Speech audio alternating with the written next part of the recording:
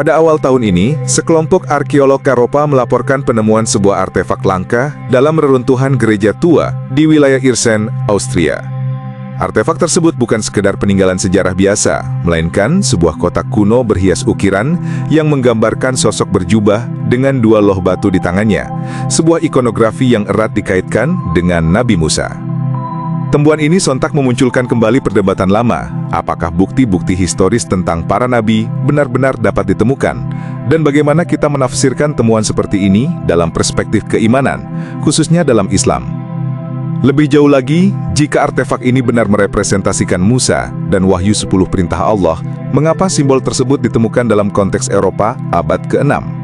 Apakah ini bagian dari narasi besar yang selama ini disembunyikan? Atau justru menjadi pintu masuk untuk memahami bagaimana ajaran Islam dan kitab-kitab sebelumnya saling bersinggungan dalam satu jalur kebenaran yang panjang?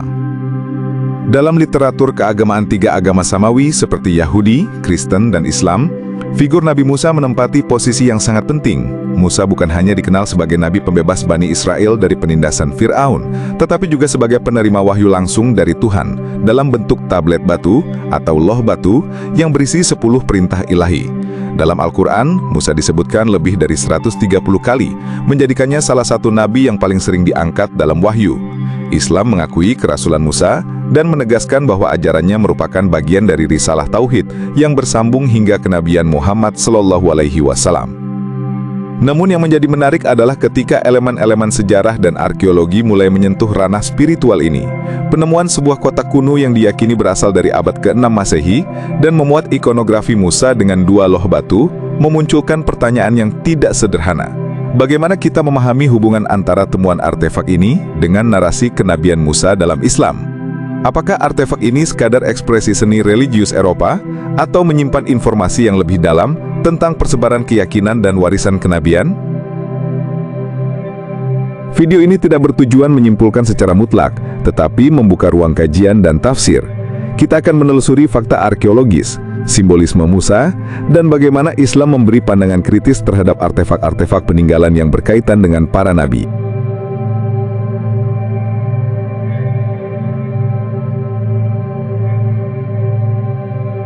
Pada tahun 2024, tim arkeolog dari Austria dan Jerman yang sedang melakukan ekskavasi di sebuah situs gereja kuno di Irsen, wilayah Karten, Austria. Mereka melaporkan temuan artefak yang mengejutkan.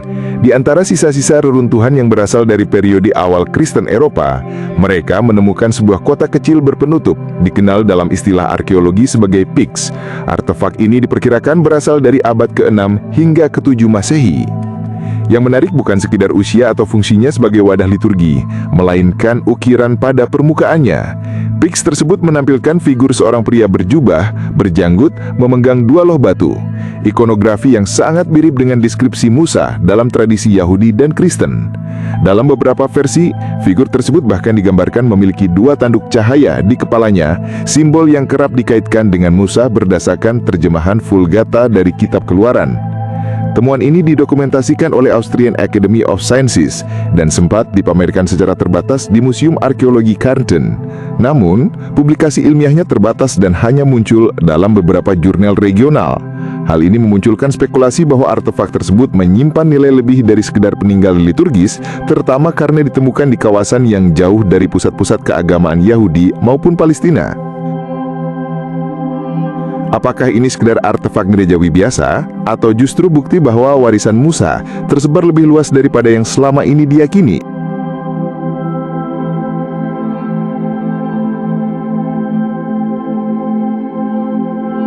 Identifikasi figur berjubah dalam artefak sebagai Nabi Musa memerlukan kehati-hatian metodologis. Dalam tradisi arkeologi dan ikonografi Kristen awal, Musa memang sering digambarkan dengan dua loh batu sebagai simbol 10 perintah Allah. Namun, pertanyaannya lebih dalam dari sekedar penggambaran. Apakah figur ini merujuk secara literal pada Musa sang nabi, atau hanya representasi simbolik dari hukum ilahi? Sejumlah akademisi Kristen menafsirkan ukiran tersebut sebagai bentuk penghormatan terhadap hukum Musa dalam konteks liturgi abad pertengahan. Namun, dari sudut pandang Islam, Musa adalah nabi yang benar-benar hidup dan menerima wahyu dari Allah langsung di Gunung Sinai, sebagaimana dijelaskan dalam Al-Quran surat Al-A'raf ayat 143-145. Oleh karena itu, Islam tidak melihat Musa sebagai mitos atau sekadar simbol, melainkan sebagai sosok historis yang nyata dan dijunjung tinggi. Namun, perlu dicatat bahwa dalam Islam, pelacakan fisik terhadap artefak Nabi bukanlah keharusan dalam membuktikan kebenaran kenabian. Bahkan, sebagian ulama menekankan bahwa Allah sengaja menyembunyikan bukti fisik para nabi untuk menjaga akidah umat dari penyembahan benda-benda.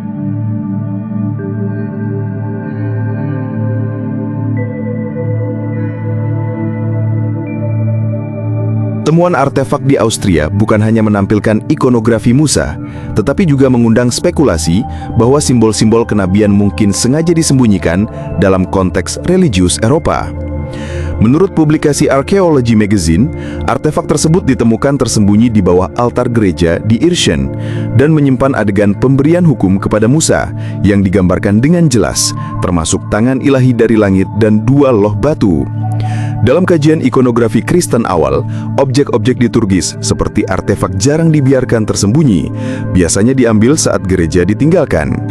Fakta bahwa artefak ini disembunyikan di tempat yang tidak mudah dilihat menunjukkan adanya kemungkinan penyembunyian simbol keagamaan yang dianggap kontroversial.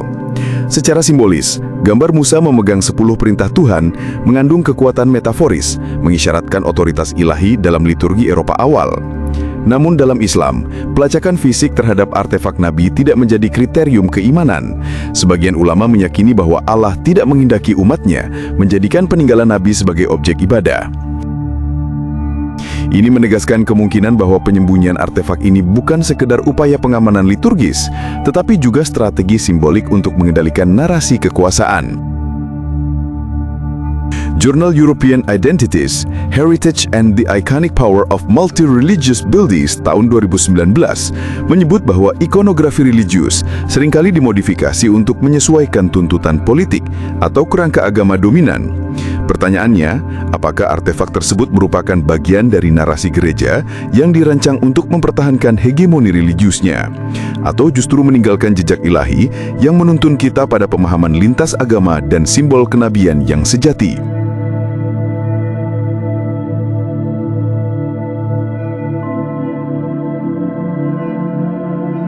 Dalam tradisi Islam, relik atau peninggalan fisik para nabi atau yang biasanya disebut athar memang dikenal, namun penggunaannya sangat berbeda dari praktik di tradisi Kristen awal.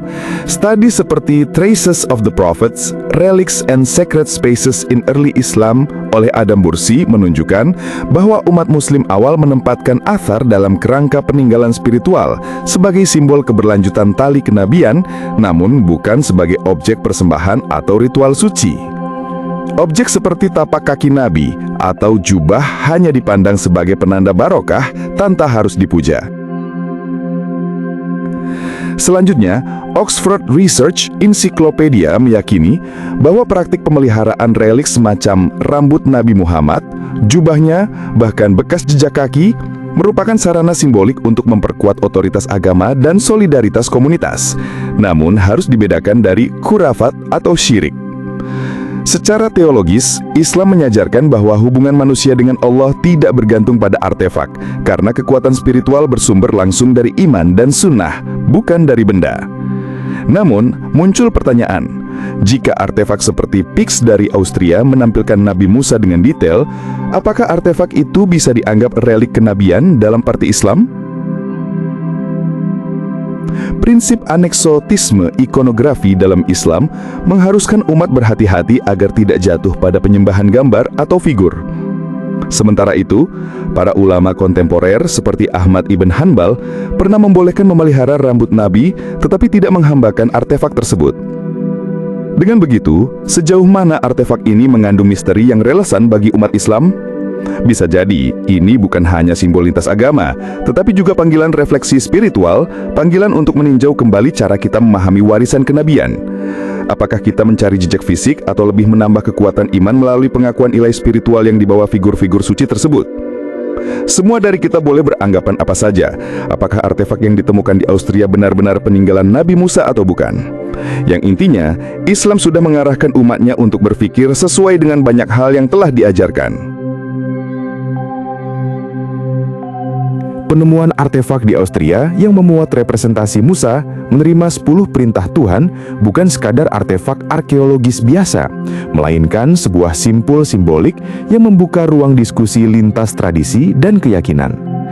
Dalam sudut pandang Islam, artefak tersebut tidak serta-merta menjadi bukti historis kenabian, tetapi justru menjadi pengingat bahwa jejak kenabian yang paling otentik bukan pada benda, melainkan pada wahyu, ajaran, dan pengaruh spiritual yang diwariskan. Sementara tradisi Barat cenderung memvisualkan figur suci dalam bentuk fisik dan artistik, Islam menekankan penghormatan dengan menjaga ketauhidan dan menjauh dari personifikasi. Disinilah misteri menjadi refleksi. Apakah umat manusia lebih tertarik pada bukti fisik atau pada nilai-nilai spiritual yang ditinggalkan para nabi? Akhirnya, temuan ini hendaknya tidak dijadikan bahan sensasional semata, melainkan sebagai sarana tafakur bahwa kebenaran ilahiyah tidak selalu terletak pada artefak, tapi pada hati yang mau merenung. Jika kamu merasa video ini membuka wawasan dan membuatmu berpikir lebih dalam tentang jejak para nabi, jangan lupa untuk klik tombol like dan subscribe. Bagikan video ini ke temanmu agar lebih banyak yang tahu sisi lain dari sejarah yang jarang diungkap. Tinggalkan pendapatmu di kolom komentar. Apakah menurutmu artefak seperti ini bisa memperkuat iman atau justru mengaburkan makna sejati dari kenabian?